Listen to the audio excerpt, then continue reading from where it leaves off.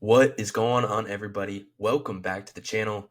I'm excited to bring you the late round league winners for the 2025 season. These are 5 of the best values going in rounds 10 or later in Dynasty startups and will most certainly help you on your way to a championship and dominate your league mates. This video can also be tailored for some sleepers in your redraft leagues, as I know that people are already starting up their home leagues and can really help you crush your friends and family, which is always a lot of fun. So these are guys who have a combination of a high floor and some big time upside if things really hit. I will also talk about a couple of rookies who are more likely to spike in the middle to the late portion of the season, and that rebuilding teams should absolutely be looking to acquire. This also goes for competitive teams as well if you can afford it and stash them down the stretch. We're not going to waste any more time, and we're going to hop right into the first player today. So if you've been playing Dynasty or just fantasy football for a while, you probably know that DeAndre Swift has been a little underwhelming since coming out of Georgia in the 2020 draft. He was one of the more electric prospects that, super highly coveted pass catching ability and explosiveness.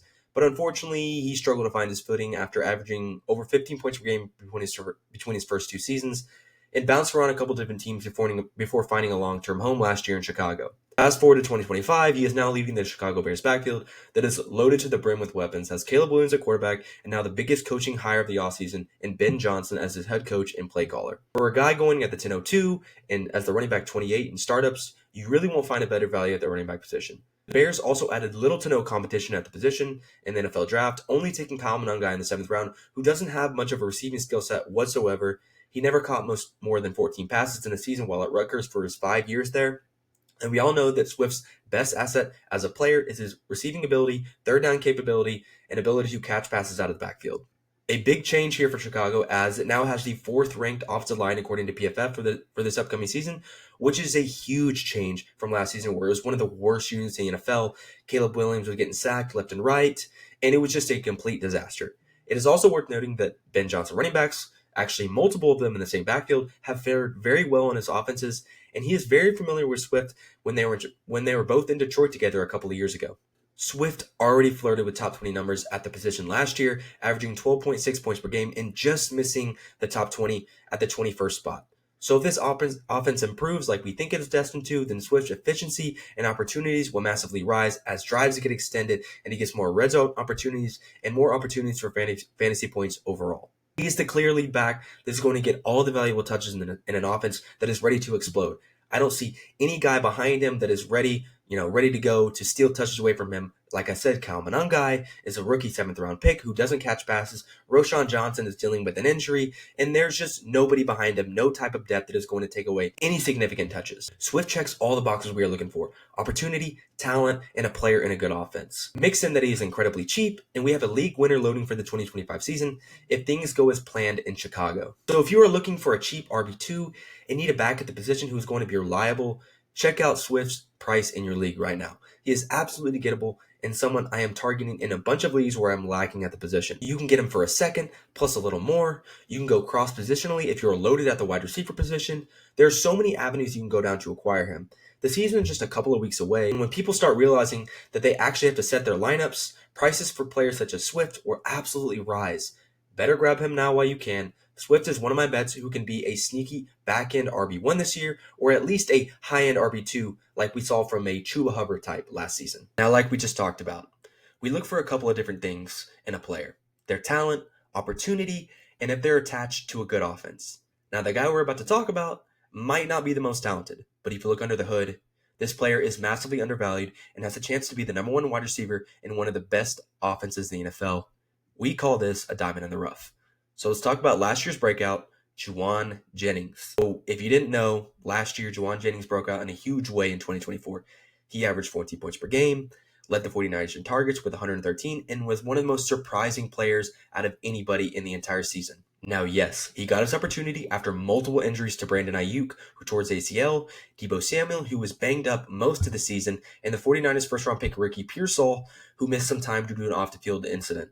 Some might see this as a fluke, but when you dig into the numbers, what he did was impossible to overlook and not fluky whatsoever. Last season, Jennings had a 2.26 yards per route run, 25.7% targets per route run, and an 11% first downs per route run. Now, this can probably just sound like a bunch of numbers to people, but these metrics are what we use to show how good each receiver is on a year-to-year basis. They are the better predictors and what we use to predict what wide receivers are going to be good the next coming season. Just take a look at the names that are around Jennings and tell me this is a fluke.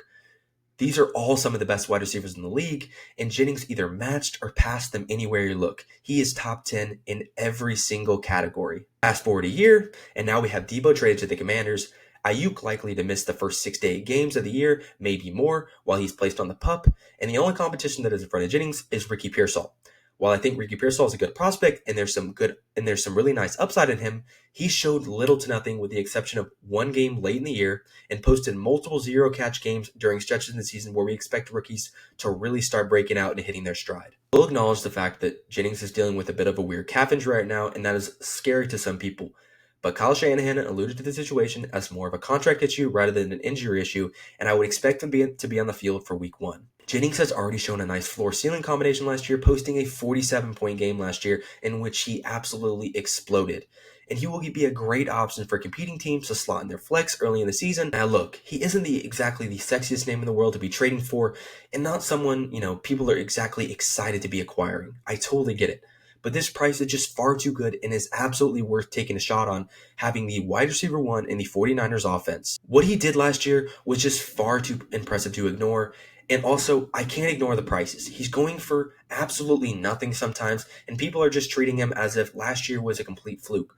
But if you look under the hood like we just did, it shows that he was one of the best wide receivers in the NFL on a per route basis, and he's going to be playing in an offense that is as high-powered as ever. As you probably already know, the tight end position is incredibly thin, and there are only 1 or 2 guys that actually matter and make a difference at the position on a yearly basis. Last season, we actually had 3. Brock Bowers, George Kittle, and Trey McBride all averaged 15.5 points per game, and that was 2 more than the number 4 spot. Usually to actually matter at the position, you need to be either the top target on the offense, which is incredibly rare, or at least be the clear number 2. Okay, look, I know there are a ton of players you can make this argument for, but I want to point out one player I think the scheme, opportunity, and talent is going to line up for him to once again return to top 5 value. With that being said, cue up Evan Ingram. The now starting tight end for the Denver Broncos has found a new home and finds himself attached to one of the more exciting young QBs in the NFL in Bo Nix and has Sean Payton as his play caller. What makes Ingram so intriguing is he had already finished as a top player at the position, which came just 2 seasons ago where he caught the second most passes ever from a tight end with 114 and accumulated 143 targets. Another thing that makes Ingram so appealing is that he isn't your typical tight end. He doesn't play in line like George Kittle or Travis Kelce, but plays more of a wide receiver role than anything else. Take this tweet by Andrew Cooper, who is one of the best in the business in the industry, about tight end targets per game over the last 3 seasons. Ingram is 5th on the list and is in front of names like George Kittle, Laporta, Mark Andrews, and Trey McBride. And these are all some of the top tight ends in fantasy and some of the highly coveted tight ends over the years. That is one heck of a list to be on. And we look at his price in Dynasty compared to those guys, he is way, way, way far behind. He is at the 1203 as the tight end 17. Just to really highlight how mispriced he is, let's just take a look at where he goes on sites like Underdog, where people are putting their money where their mouth is this season. He goes off the board as the tight end 8, just after Mark Andrews, and ahead of guys like Tucker Kraft, David Njoku, Dalton Kincaid, Tyler Warren, and Colston Loveland, who are some of the best young tight ends in Dynasty, and some of the more highly coveted ones because of their age. And look, I understand this isn't redraft, and in Dynasty we favor the younger players, but the end goal is to win championships, right? So it is okay to sacrifice some youth at times in order to score more points in a given season. Also, when you look at the Broncos offense, the only person that I see that is actually pushing him for targets this season is Courtland Sutton. There is literally nobody else on this team that scares me or is a high-profile player that was drafted looking to emerge and command high-volume targets this upcoming season.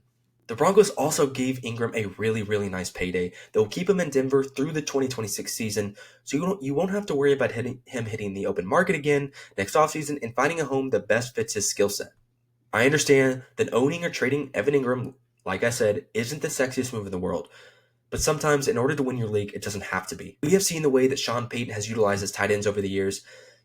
We saw him, the way he deployed Taysom Hill, who is a converted quarterback. And we saw, the heights of Jimmy Graham when he was with Drew Brees. And look, I understand he probably isn't Jimmy Graham, and maybe he isn't Taysom Hill. But I think he's about in the middle of those two. So why not bet on the guy who has all the talent, opportunity, and is a scheme that favors a player just like him? The answer is simple, and you just should.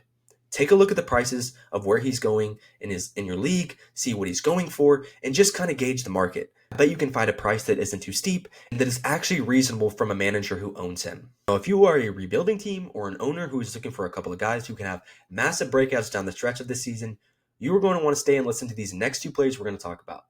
So with that being said, I want to talk about Patriots rookie wide receiver Kyle Williams. To give it a little background on Williams, he was a third-round pick, the 69th overall pick in the 2025 NFL Draft out of Washington State. He was a little more of an under-the-radar prospect just due to the school he attended, but man, if you turn on the tape, you know exactly why he went on day 2, and the Patriots made him a priority. And honestly, you would probably think he should have gone a lot higher if you got a chance to see him play at all. He is electric, man. He is a true separator and wins at all 3 levels of the field. Just take a look at his reception perception write-up that Matt Harmon did on him pre-draft. He gushed about how much he loved Kyle Williams as a prospect and that his transition to the NFL would be a lot easier than people think. He does everything you want him to do. Williams wins against press despite having a smaller frame, man, and zone at some of the best rates of all the prospects in this past 2025 class. But what might be his best skill set is what he does after he gets the ball in his hands. He forced 16 missed tackles last year and broke multiple tackles 22.2% of the time when he was in space. He is electrifying after the catch and possesses elite speed where he posted a 4.40 at the combine. And this is a trait that really elevates a player's ceiling in fantasy and is a big reason why we love guys like Jamar Chase and CeeDee Lamb and Malik Neighbors so much. They are a threat to take any slant or screen to the house, and that is exactly what Kyle Williams has in his game and what he is going to bring the Patriots offense with Drake May at the helm. And look, I am not trying to put him in the same category as some of these guys like Neighbors and CeeDee Lamb, but if you are looking for a guy who has the talent and opportunity to break out, just look no further. He is now attached to, like I said, everyone's favorite young quarterback, Drake May, and is operating in an offense that doesn't have any real threat to command targets other than maybe a 31-year-old Stephon Diggs, who I think is still a good player, but he's coming off a torn ACL. I know some people are down on the Patriots in general just because of what we've seen over the past couple of years. They've been pretty dreadful on offense, and look, I totally get it, but things have completely changed this season. Just look at New England's over-under on Vegas Sportsbook. They are an 8.5 win over-under team this upcoming season, which is right in line with the Vikings and Steelers, who both were playoff teams last year, and is ahead of teams like the Cowboys and Falcons, who people think are at least going to be in the playoff hunt for most of the season. This is also in a much improved offense, with them bringing in multiple O-line additions, with drafting Will Campbell 4th overall, and Travion Henderson to carry the load in the backfield in the 2nd round. Drake May is also going into year 2, so he's going to have a lot more experience. He's going to be, a lot more comfortable in the offense, and it is almost too easy to squint and see the Patriots being maybe this year's Washington Commanders and surprising the entire NFL. If you're on the same wavelength as me and think it's incredibly smart to get ahead of this, we see these prices change super quick, and the minute he comes out and explodes in a game, you can say goodbye to those prices you're getting for him right now. Let's get out ahead and buy in on the underrated prospect, Kyle Williams, that came out of Washington State, because he is for real. You will regret it if you miss out on an opportunity as good as this one right now. Be the Patriots wide receiver 1 by maybe the middle of the season, and at least by the end of the season, and could have massive hype going into 2026. The last player I want to talk about is someone I've been waiting to talk about the entire video because he is probably my favorite sleeper in all of Dynasty for this upcoming season. He can surprise a lot of people in redraft leagues as a late round tight end. So let's talk about Terrence Ferguson, the newly drafted LA Rams tight end who was taken in the 2nd round of this past year's draft out of Oregon. And look, the case for Ferguson is quite easy. He plays in possibly the most pass-friendly offense in the NFL, has Matthew Stafford as his quarterback, and Sean McVay calling plays for him. The Rams have also been looking for a franchise tight end for quite a while now. They tried trading up in 2024 for Brock Bowers, weren't able to get it done. This past draft, they were trying to make calls up to the top 15 to select either Tyler Warren or Colson Loveland if they fell to them, and they weren't able to get it done.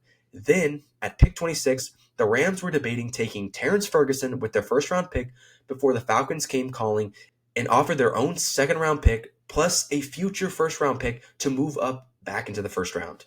20 picks later, the Rams got their guy and selected Ferguson with the 46th overall pick, the 2nd-round pick that they got from the Falcons in that trade.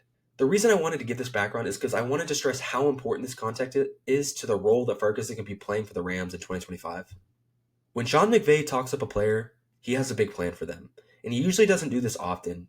He did it with a 5th rounder in Puka Nacua a couple years ago, and we saw what happened with that. He did it with Cooper Kupp years before that, and Cooper Kupp had probably the best legendary wide receiver season we've ever seen. And now he has done it again with Ferguson. If you are interested, there is also a video of behind the scenes footage of the Rams NFL draft, and you can see them debating taking Ferguson in the first round before trading back and talking about how nervous they were about maybe the fact that he may not get back to them in the second round on day 2. It is pretty great stuff and only validates Terrence Ferguson even more. Another box that Ferguson checks is that his size and athleticism are up to par with some of the best tight ends in fantasy over the years. He checked that at 6'5", 250 pounds, finished first among the tight end group in the 40-yard dash at 4.63. He cleared that 4.7 mark that we like to see tight ends clear for them to, have big time fantasy production. He was first in the vertical jump with a 39-inch vertical jump and was first in the 10-yard split with a 1.55. The dude is just a freak. And look, I know he wasn't taken in the first round like Tyler Warren and Colson Loveland, but that's okay. Most of the top tight ends in fantasy at the moment are day 2 or day 3 picks anyways. I mean, look, George Kittle was a 5th rounder. Travis Kelce was a third. Mark Andrews was a 3rd rounder, and he was the 2nd tight end that the Ravens selected that year. Trey McBride was a 2nd round pick who basically did nothing his rookie season after being alphaed by an old Zach Ertz. Tucker Kraft was also the 2nd tight end taken by the Packers in the draft when they took Luke Musgrave a round before him. And lastly, Sam Laporta was a 2nd rounder as well, who is a relatively lesser known prospect before breaking out and finishing as the tight end 1 in his rookie season. The reason I point all this out is because being a first round pick at the tight end position does not always correlate to success. We have seen a lot of misses over the years. The most obvious one that comes to mind is Kyle Pitts, who was selected 4th overall, who broke almost every fantasy manager's heart at least once. Noah Fant, Hayden Hurst, O.J. Howard are also great examples of busts at the position. Even Dalton Kincaid, who's gotten off to a rough start in his career, despite the lack of clear target competition in Buffalo. Too many times we have ignored tight ends who go later on day 2 or day 3, and more than anything, scheme and landing spot matters the most. My closing case for Ferguson is that he checks every box that we look for in a guy who wasn't taken in the first round: scheme, athleticism, and opportunity. He is attached to a great quarterback and a great coach, and you just love to see it. He is also an easy bet because he isn't expensive whatsoever in our current fantasy ecosystem at the tight end position. I mean, is it possible to get Ferguson plus a 2nd for a middling tight end like Jake Ferguson in Dallas? Or can you, get a 2nd on top of Ferguson with going from Kincaid or Kyle Pitts, who is still hanging around? Can you dangle Travis Kelce in front of a competing team to get him? What about Ferguson plus a 1st and sending away a TJ Hawkinson? These are all reasonable deals that you can absolutely get done before we see the rookie tight end flash during the season. And if you are looking for a guy to come out of nowhere and be the big surprise at the position this season, look no further than Terrence Ferguson.